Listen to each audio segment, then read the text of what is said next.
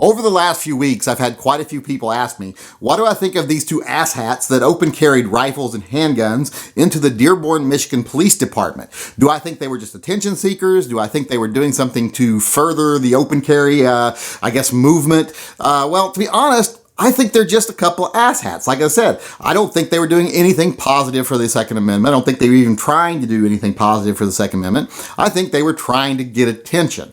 And I think they got what they wanted. They got attention. And that's my first black and white opinion of what happened. But if I'm going to be the classical liberal that I claim I am, I can't just look at black and white. I have to look at all the grays in between, and I have to look at all the aspects of the story. So I am going to stick with the fact that I think they're a couple of jerks. They're just guys out there doing nothing positive for the Second Amendment, but just grandstanding, trying to get attention, whatever. So my opinion of them is not very positive. But, I have to look at what happened in a different light. And trust me, my opinion of them could change, and I'll talk about that here in a little bit. First off, they did walk into a police department open carrying, but in that area, that is legal. It is legal to open carry into a public common area like a police department lobby. So they were well within their rights to open carry. Now let's ask if the police had the right to disarm them while they were doing something legal. Well, normally I would say absolutely not. If you walked in with a handgun on your hip, like my handgun here, and the police tried to disarm you for no reason, you were presenting no threat, then I would not agree with that at all. That would be totally outside of what I would consider legal or just. Now, in this case, even if he had a rifle, I wouldn't think the police should be able to disarm him if that rifle was presented in a specific way.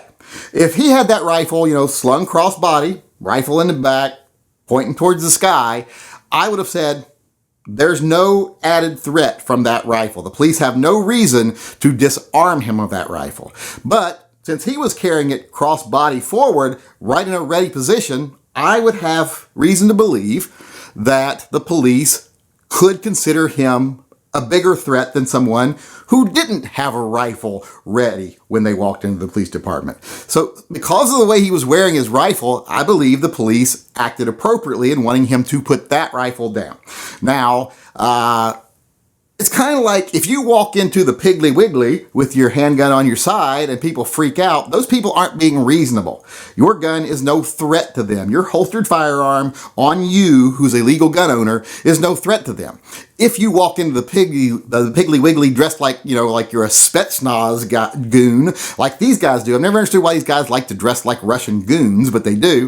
If you walked into the Piggly Wiggly dressed like that with your rifle at the ready, yeah, then I believe if people panicked, they had just cause to panic, and therefore people would have reason to intervene and say, you're causing a panic, you need to stop, etc. Because in that case, there's reason for people to panic. And apparently there were people in this lobby who did panic and flee when they walked in dressed like this. So that, to me, is an issue in itself. So the police had a right to stop that. They had a right to stop them from inciting a panic. It's just like the whole yelling fire in a crowded theater, which is not really technically illegal. But if you do it and cause a panic and cause someone harm, then you're liable because you did something to incite trouble or gave people reason to do something that caused them injury.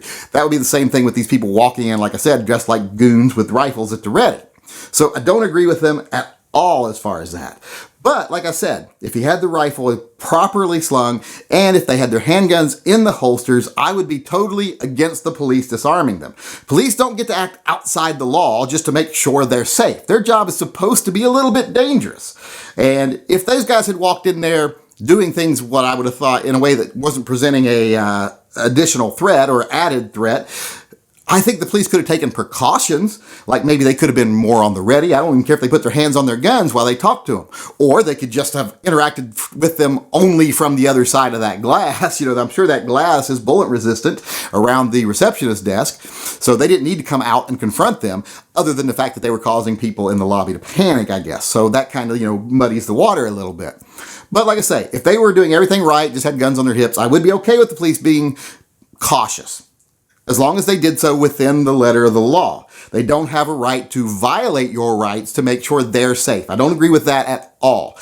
Police like I said, the job's supposed to be a little dangerous, and if you think you can negate all danger from it, then go get another job, especially if you think you have the right to negate that danger by violating people's rights, because you don't.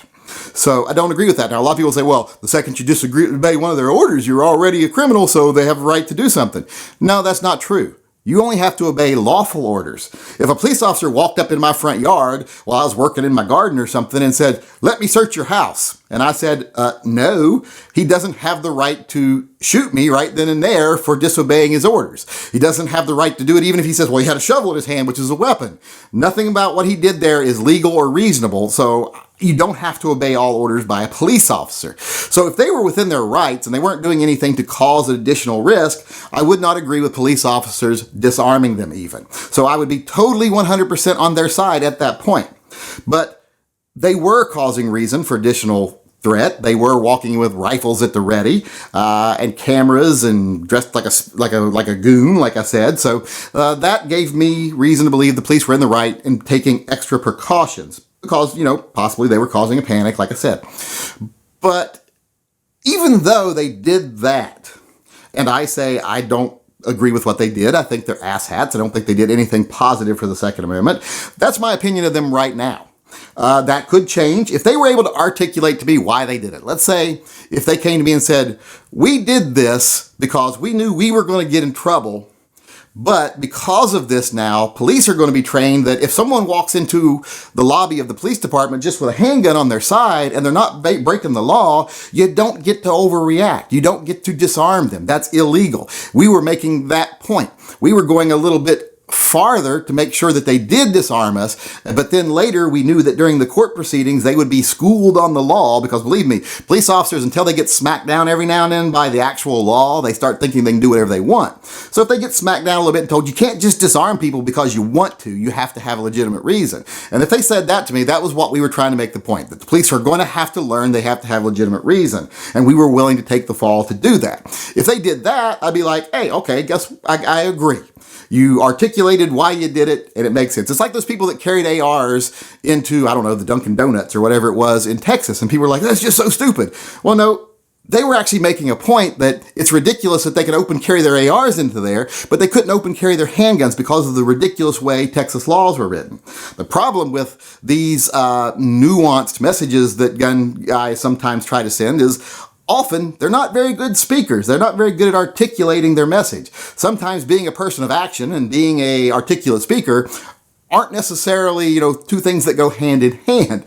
People that are great speakers tend not to do as many things, and people that do the things sometimes aren't able to articulate why they did it. So, got to keep that in mind when you look at some of these things.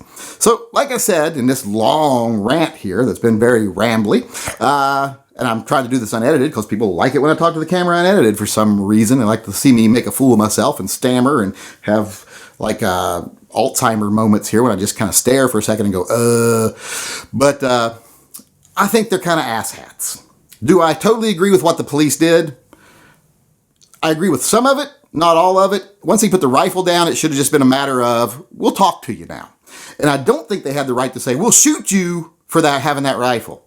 That's like saying, I'll murder you for obeying the law. That should have been totally outside of any thing that they did that they get away with. They shouldn't get away with that at all. Police officers aren't allowed to threaten to murder you, even if you are committing a crime, especially not if you're not committing a crime. And these guys technically, from what I can see, weren't committing a crime. So, because open carrying into a police station is not committing a crime. They were not at the level of criminals when these police were threatening to kill them. At that level, they were just doing something questionable. When you're doing something questionable, police have a right to try to remove that question, make it to where they feel safer if you're actually doing something that is legitimately threatening.